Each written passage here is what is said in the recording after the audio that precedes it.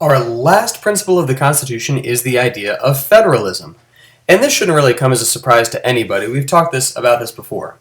When we had our government as a colony under England, we had a unitary style government where the central government in London made all of the decisions.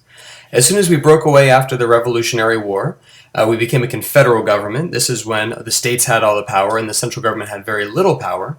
And ultimately, we decided on a federal style of government with our new constitution. So, of course, federalism plays a very important role. Simply the idea that power should be divided between the central and state governments.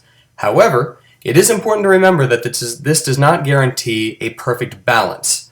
Power is shared, but that does not necessarily mean that central and state have the same amount of power.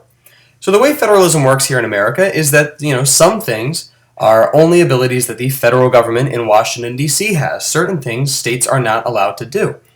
Most notably, that would be printing our own money.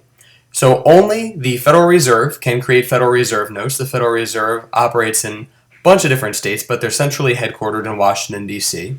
But the point that I'm trying to make here is that states are not allowed to make their own currencies. That is only the central government's responsibility. Likewise, the federal government is not really allowed to make laws concerning states' sales taxes, for instance. So looking at the sign here, Delaware is the home of tax-free shopping. So that is something that Delaware has done. Other states do have a sales tax. Florida notably has a sales tax, but doesn't have any income tax. And so when it comes to things like income tax or sales tax, Florida, they still have to pay federal income tax, sorry. But when it comes to things like taxes, states get a certain amount of leeway as to how to make their laws. Also, seatbelt laws, I believe, are up to each state to make, or at least they used to be. I'm not completely sure. In any case, there are laws that only the states can decide upon. The federal government cannot decide for them. Other times, federalism is concerned with a cooperation between the central and state governments. The National Guard is a fantastic example of that. The National Guard, which is the modern descendant of our militias, are co-funded and co-operated by the states and the central government. They have to work together to provide this defense and or disaster preparation and or response. So that is a great example of states and central working together. But this is not always the case. Sometimes the states and the central governments are opposed to each other. Most notably, in June of 2015, the Supreme Court ruled on same-sex marriage in a case called Obergefell versus Hodges. Now, this made same-sex marriage legal in all 50 states. The states that already had legalized same-sex marriage weren't really affected by this terribly, and they supported it, of course. But there are a number of states throughout the country that do not believe in same-sex marriage, and to them, they saw this as a usurpation of power, meaning the central government took a power that it shouldn't have taken.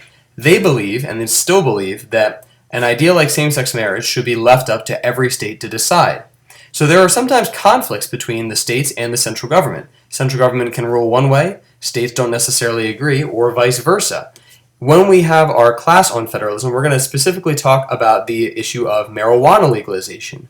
Because, according to the central government, marijuana is illegal for any purpose, yet a number of states have legalized it for medicinal and or recreational use. So federalism is an ongoing conflict, it's an ongoing issue.